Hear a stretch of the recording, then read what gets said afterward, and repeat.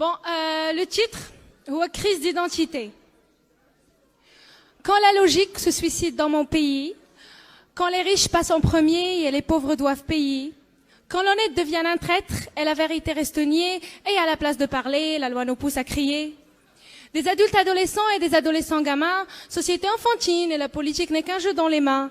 Un peuple en enfer qui se croit au paradis, qui croit qu'on a une vie pourtant, nous vivons que sa parodie. Un système incompris qui se contredit.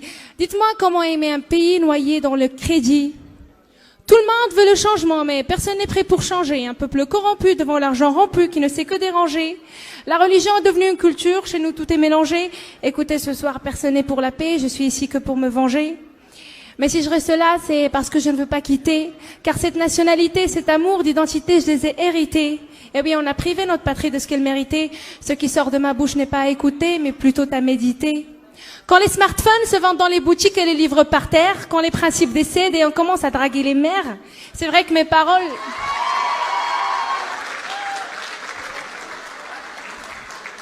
C'est vrai que mes paroles ne sont pas pour plaire, c'est de l'art, il dérange, il est tout doucement révolutionnaire. Vivant dans la déception, dépression, répression, besoin d'organisation, de civilisation et de motivation, manquant d'amour, d'affection et d'éducation. Et malgré cela, nous attendons un progrès, une extension, une évolution. Alors que chez nous, on se soigne chez soi et on meurt dans les hôpitaux. Et si tu ouvres ta gueule, je t'assure, on te la casse avec un marteau.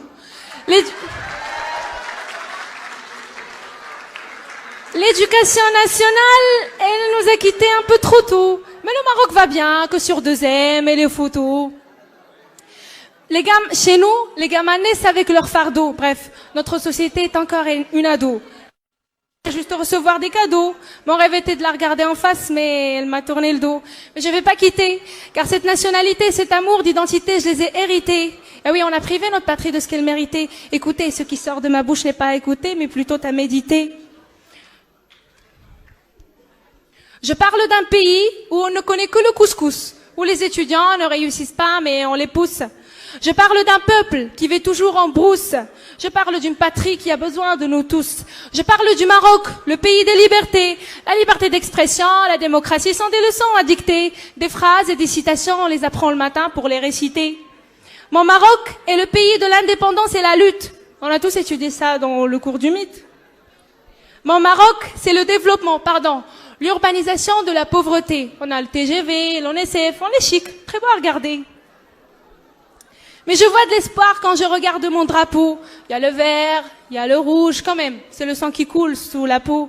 C'est pour ça que je vais lutter. Bien sûr, pas comme les autres qui donnent des leçons aux autres pour les autres. Ils se montrent d'accord alors qu'ils sont tous contre. Ils nous rassurent en disant ce pays est le vôtre. Vous êtes la porte qui porte l'essor. C'est votre sort d'avancer, agissez. Mais laissez-nous passer, recommencer, effacer ce présent, c'est passé. On a la force de foncer, à fond, c'est fausseté, à force de rester silencieux, soucieux. Non, nous sommes pas vicieux, nous sommes si précieux.